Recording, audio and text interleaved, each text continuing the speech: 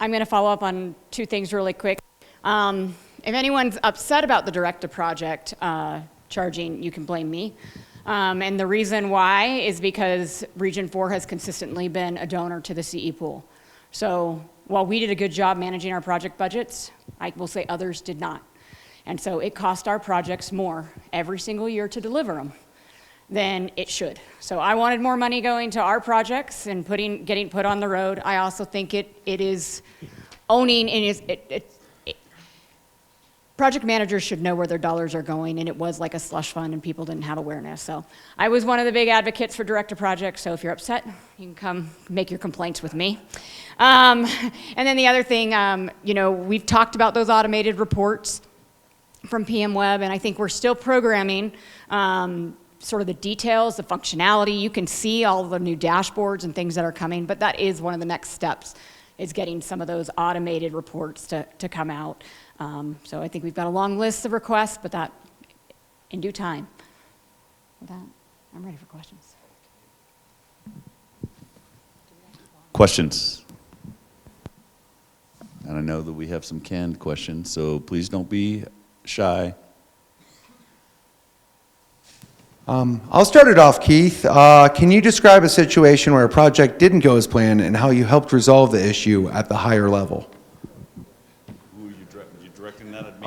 Anyone that has had that experience.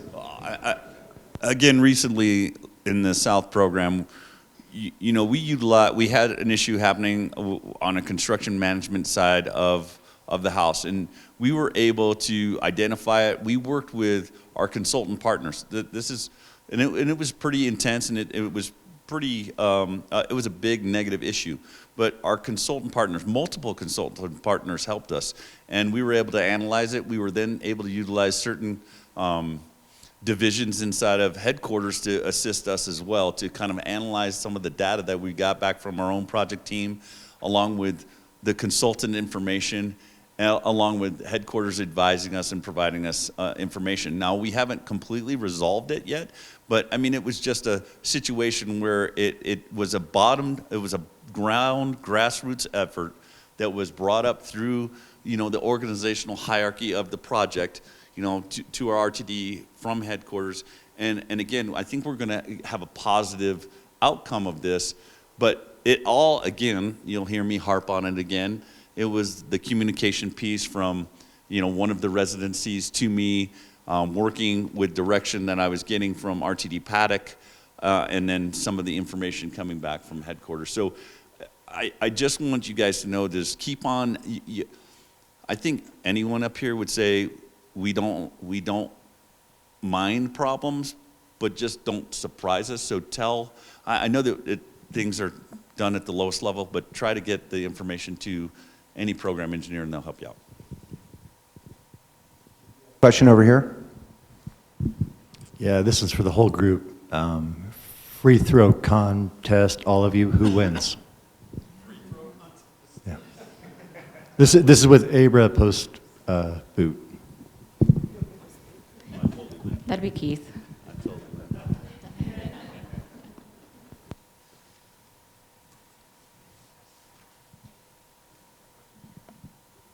I have a quick one for Abra. Is your favorite basketball player still Caitlin Clark? And because that answer aged very well from last Space Course. Yeah, I think she's great. Okay, looks like we have a question over yonder. Hey, we watched a great presentation today from the maintenance group about some slab replacements they're doing.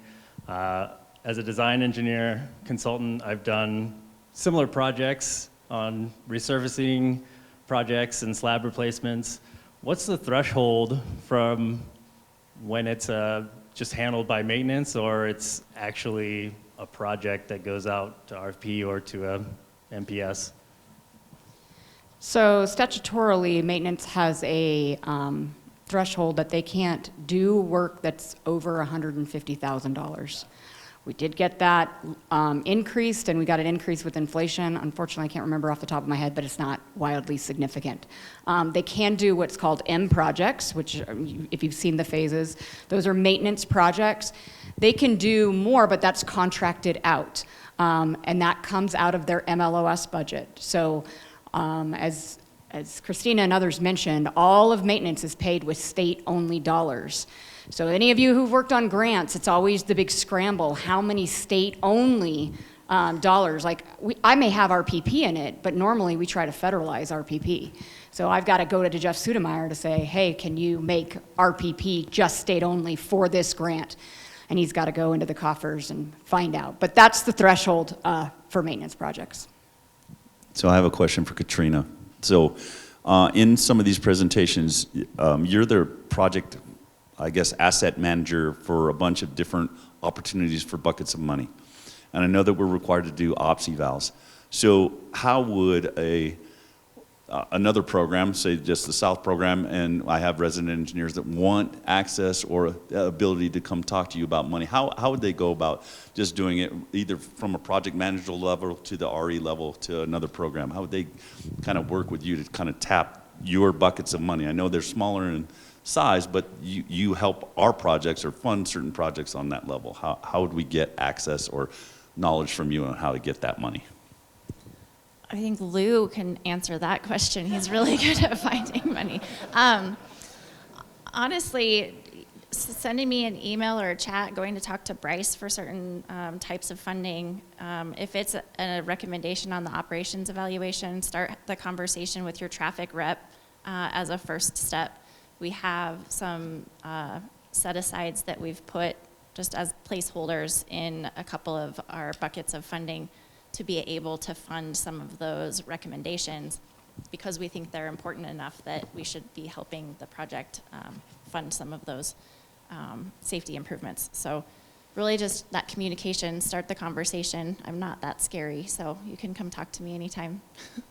Are there any specific requirements associated with each bucket of money that these people need to, maybe it's a different person other than Bryce, or is Bryce the single sole point of communication? Typically, Bryce will be looking at the FASTER and HSIP funding, which has a certain crash threshold or benefit cost for those types of funds. We've got strategic safety, or I can use hotspot funding. That would be probably me to look at different things like MASH compliant guardrail or other, like hotspot's a really small pot of money, but it's really flexible. So certain things, I've funded some guardrail upgrades with maintenance with that, railroad agreements, things like that. Trying to think of what else. Signals typically is a very, very small pot of funding, and that money is programmed out pretty far. So the likelihood of getting funds for that is pretty low. Awesome, thank you. Question back there. I guess I'm going to butt in front of Gina, sorry. So we were talking about direct to project a whole bunch earlier. Has there been any discussion? So, you know, project managers, they come up with their estimates. Hopefully they were talking to the specialty units to get however many hours they're going to need for that. So has there been any discussions about, like, what if we start exceeding those on, like, many projects? Like, I understand sometimes it happens from project to project, but if it's like a pattern, how should we go about resolving those issues? Do you want the project managers talking directly with those individual employees, the REs talking to each other? Do you just want those channels to go up through the program managers and then let them battle it? What do you guys want to see? I mean, my answer ultimately, and if somebody comes to me, it's the first question I'm going to ask is, have you had the conversation directly first? So I mean, program manager to our project manager to the specialty unit, our resident engineer to the specialty unit. I think it just starts off with mutual respect. I mean, we on the design side, we blow our estimates all the time. It happens. You know, there's scope creep. You know, and the same thing. It's, you know, and the specialty units are not immune from that. Things change. Things get more complex. And it goes back into, if it is happening, go and have the conversation. And if that conversation goes south, yeah, maybe you need to escalate it. But you know, ultimately, I think we're all professionals, and I would encourage everybody to have those conversations at the ground level. And if it continues to persist and there needs to be additional help, that's what we're here for. You know, that's one thing. I would say it can go two ways. Sometimes you get folks that want to escalate it right away. That's not the right approach. But there's a lot of prideful engineers in this room that will spin and spin and spin and spin their wheels, where it's like there's a time to escalate, especially on with contractors. You know, outside of that, if you're running into issues, escalate it. That's what we're here for. But yeah, always try to solve it at the ground level first. And if there's problems that continue, that's where you can have those conversations with the program engineers. Like, this thing keeps happening. Is there something that we can do to change it? That would be, I mean, my perspective. Great, I'm gonna let Gina butt in real fast. My question's regarding the 10-year plan. I know that's getting updated. What changes of projects are you guys expecting to see from the current plan? Yeah, that's a good question, Gina. So there's a lot of noise and a lot of buzz around it, and I always try to remind everybody the 10-year plan was based on the expectation that we would get $500 million every year for 10 years. So we have a list of projects that's fiscally constrained. It's a $6 billion list of projects. And by the way, I know people did not inflate their construction dollars. So right off the gate, it probably wasn't going to, all those projects were not going to get done because they didn't consider inflation. Secondly, we didn't get $500 million every year. We got $500 million for the first 4 years. We got $350 million for the next 4 years. And I think Jeff Sudemeyer showed us numbers. We're going to be sitting maybe around 200 to 250 million for these next 4 years. So we're slowly ratcheting down. That being said, there is a lot of discussion. It is not yet resolved on how are we going to select projects. Now, if a project is already under construction, it stays on the list, we're going to go deliver it. If a project's under design, we're going to fight really hard to keep, if it has construction funds identified, to keep it on the list. Otherwise, we're going to be screening everything through the new PD14, which was advancing transportation, fix our roads, and sustainably in, what was it? Sustainable transportation choice or something like that. So multimodal, busting, things like that. There's going to be some screening criteria. So we're going to be looking at existing projects as well as potentially new projects. It's going to be a fist fight, I can guarantee, because there's projects that have been on that list that are not done yet, and they're going to want to say, my project trumps any new project. So I will be managing that. I'll be communicating that out for Region 4, but the process isn't fully yet baked, but that's where it sits. Kind of going back to what Bryce was saying as well at the Director Project, is there potential to use that and desire to use that to evaluate not the usefulness, but the quality and cost effectiveness of internal work versus consultant based? So if Director Project is estimated at 80 grand and it takes 6 months, but we could consult it out for 50 grand at 2 months, is that a part of the data that you're looking into eventually? It could be. I don't think that's our intent right now. More upfront is I want, when people come to me with a consultant task order request, I want to know that they've done a work hour estimate themselves and they can demonstrate to me that they don't have the horsepower, right? They don't have the FTEs to support the demand of that workload. That's ideally what I get to that I want to see that says, Heather, can we go out for an RFP or can we use an NPS for a consultant? That's hopefully. Now, consultants, you're all sitting in the room and you're like, I do this stuff every single day. Yes, you do. I mean, that is what you do in the private sector. You create the scopes and the fee estimates that we end up managing. Now, we, CDOT, are doing ICEs, so we should be experts at managing, creating work hour estimates. But I can tell you we're not. And so my hope is that we learn from, I don't expect anyone's direct to project first estimate to nail it. I just don't think you're gonna.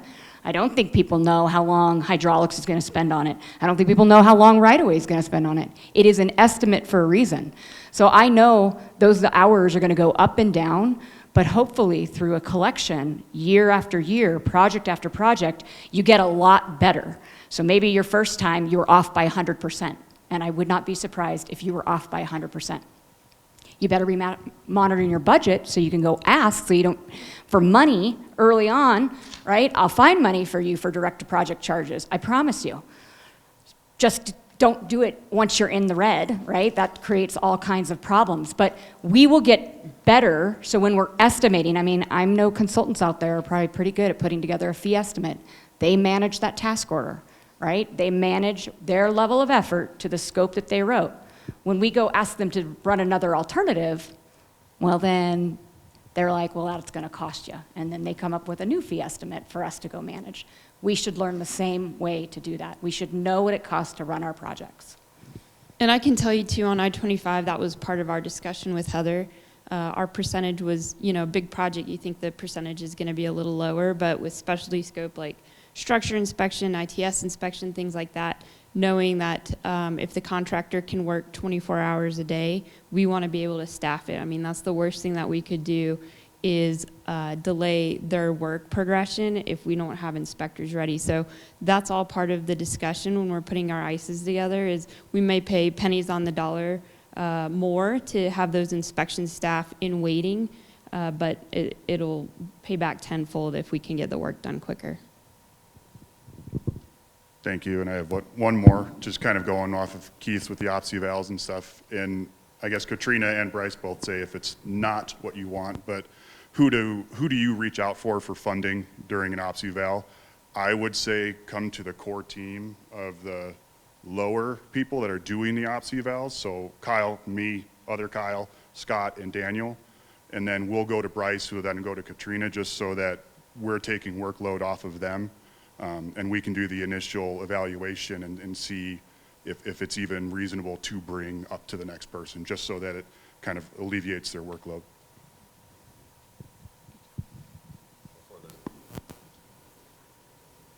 Before there's any questions from the audience, so Rich, you had a practical design presentation today, and you also oversee our design unit for all of Region 4.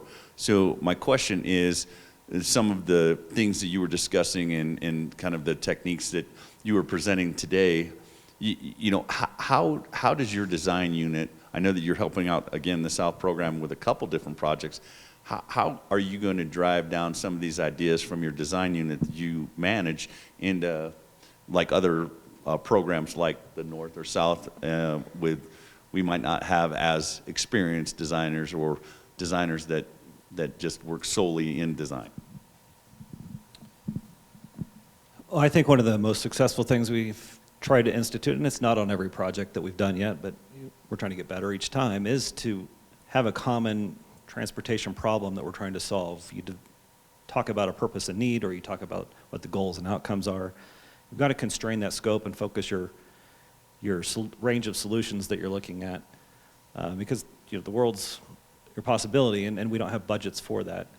And that wouldn't be the best use of our budgets even if we did. You know, the design unit's involved with keeping up on the current state of practice, so they're constantly doing the same things I'm doing. I mean, when I was asked to start looking into what is this? Is this something new? Is this really just the same thing we've been doing, but we can formalize it? I think that's the step we need to do.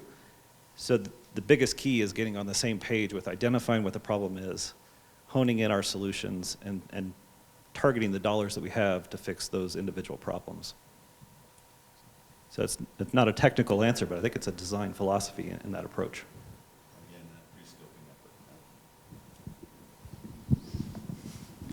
So with our growth happening in northern Colorado and development going so quickly, you know, what can we do, or what do we do right now to maintain our partners with local agencies, municipalities, and even developers? You know, what do we do well now in those relationships, and what could we do better?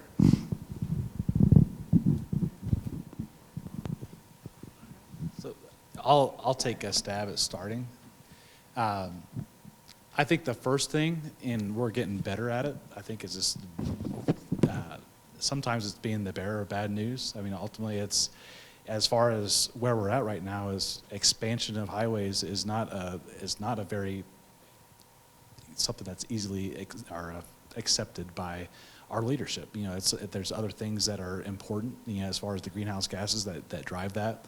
So I think one is being realistic but also listening to, I mean, being realistic, but in listening and understanding that some of those local agencies might have abilities beyond what we have. Especially if it's a growing community, I think a lot of it is just encouraging them to work with their planning departments and let their incoming developers be part of the solution. Because you know, ultimately it's these developments that are driving the traffic, and the communities that are out ahead of that, and if they're, you know, if it's economic impact fees or things like that, they're able to drive from the developers. If they're out ahead of that, that really helps. That. So I think guiding them to the water there, but also being realistic and just setting the tone and listening. I think it's the biggest thing. It's a lot of it is like, we may not be able to do anything financially, but we can help in the process, and we can help guide and direct. Yep. I'll just add, I mean, it's open and honest, transparent communication, right? And if we can stay on the facts and the data, right? There's plenty of opinions about capacity or no capacity, trains or buses. You know what? What does the data say? What does our safety say? So I am always driving back. I mean, that's how I've been able to maintain the relationships with my very diverse, Boulder counties and Weld counties, because they have some very philosophical differences of opinion. But I can stay very neutral when I just speak to the data, and I'm very honest and transparent about what I can do and what I can't do. And I'll add too, I think on I-25, it's kind of the unsung hero we don't talk enough about is the partnerships that we had. Transitioning the frontage road, you know, understanding we're at a really awkward point in how the frontage road was used with a lot of development coming in. So having, you know, zooming out, Heather's a great visionary of zooming out, how is all of this working together? What are the parts that we can bring to build a better puzzle? So transitioning the frontage road with the High Plains Boulevard, a brand new road that's going to be about a half-mile offset from I-25, and that lets us get away from frontage road, which has a huge benefit.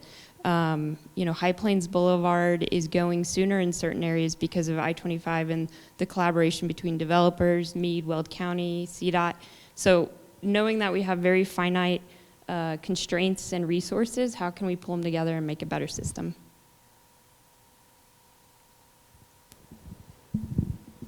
Heather, you talked at length about work hour estimates, independent cost estimates, and I know in the past, one thing that you've emphasized for all of us to do is, Gina, you even said it, I got a spreadsheet for that. We all have spreadsheets for everything. It's an unfortunate but awesome tool that all of us use independently, and it builds silos. So I think the question I want to get at is, we come up with good new tools, Power BI, PM Web. They have a lifespan, we get excited about them, and then there's something new and there's something new. And I've heard before people are saying, well, I'm getting software fatigue. But one of the things that we haven't lost sight of is somewhere between the work and design and then moving to construction, we have to come up with a good cost estimate to start that construction phase, to go through all the work that Christina described this morning of James of setting up your budget. But a project cost planner tool hasn't been updated since 2022. And the risk and resiliency tool that Lizzie Kemp put together that Claire Martini is watching now hasn't been updated since 2021. So some of our numbers and some of the tools that we've used in the past have not been updated. What's our best strategy to get the right tools in our hands to help us with good cost estimating as we move from design to construction? Just make a new spreadsheet, Brian. Well, we definitely should be tapping EMA. So, especially if we're moving from design to construction, EMA should always be brought in, but I strongly encourage you guys to tap EMA sooner. I will work on getting the cost planner tool unit prices updated. I will tell you, that is not a one-size-fits-all. They're pulling one unit price. Each of you guys have to scrub your cost estimates to make sure, does that unit price make sense for the situation, for the volume of earthwork we're actually moving? Is there economy of scale there? Am I out in eastern Colorado? That's where EMA, I would really lean into. What kind of bids are you seeing? Old bid tabs. I know our accessibility has moved a lot of stuff off of our website, and that is not good, in my opinion, but tap our area engineers and tap EMA to get better bid estimates. That's where I would go. And again, we talked about it, at least when you were in the South program, we need to start having estimates at our conceptual scoping, right? Scoping, and then FIR, FOR, and right before add. So I would implore all of you, again, utilize your own experience, utilize the information that you have, but at each stage, you know, you get more and more information as you go from 0 to 90% and then almost to add, and use the people around you, our consultant partners that have a lot of information associated that we might not have. You, again, use EMA, but you have to continue to force yourself to always reevaluate where you're at in the stage of your project.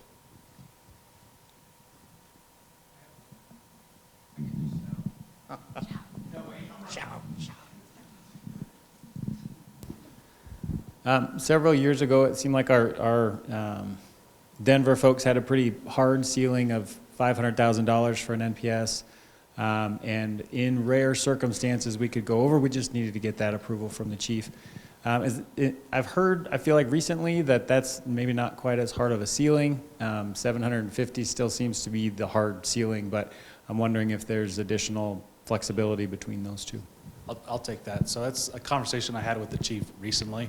It's actually, Heather was out on vacation and I was acting, and the chief engineer was asking me, you know, why do you keep sending these requests? And we're getting more requests from Region 4 on basically going, or why are you sending out to direct the project RFP when it's less than 750? And I was like, well, we've kind of been operating under the assumption that we got to be under 5. And the chief is very open to those variances up to 750. So I think that's been a shift. So I would say if you're in that threshold between 500 and 750, the chief is very open to doing those variances for NPS. I think the biggest thing is this more or less is what's the risk? You know, where are you at, and is there a potential that you're going to go over that 750 with a future amendment? That's where you're going to get yourself in trouble. But if it's pretty low risk, you're 650, 700. You know, the chief is very amenable to approving those to go NPS, which I think is the right approach. Still a hard ceiling at 750. Yep.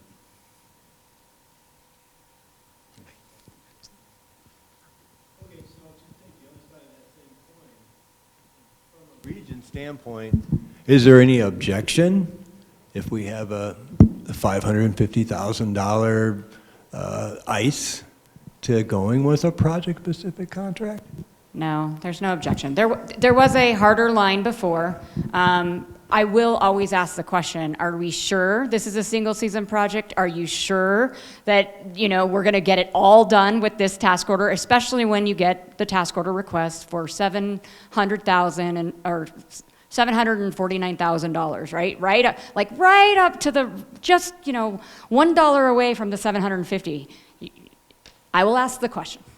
And I would say from my perspective, if something comes in at 550, 600, if there's a sound justification of why you want to go project specific, if there's something that's super risky or something that is going to be some super specialized work, absolutely. But if it's a pretty straightforward project, yeah, I think from my perspective, I'm going to say NPS. I mean, especially on the CM side of things, from my perspective, having sat on several project-specific CM pursuits on the reviewing side compared to NPS side, I tell you the competition that all of you went through in this room on the consultant side for that CM, that competition is stiff. And ultimately, I think if it's 550, we ought to be giving our consultant partners a fair shake, you know, a fair chance to utilize their contracts if it's not complex work.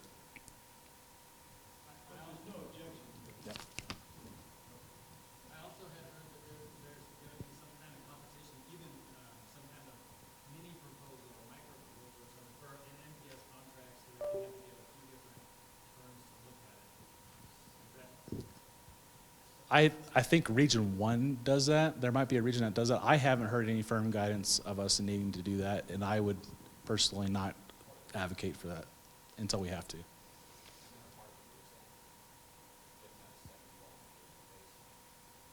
Not for NPS. They do it in some other regions for some reason, but no, well, I think up here we're good to go.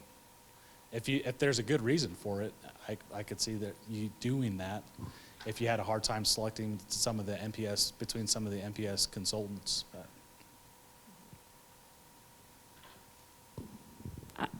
I think the only other thing I want to say on NPS contracts is, some, and it's twofold.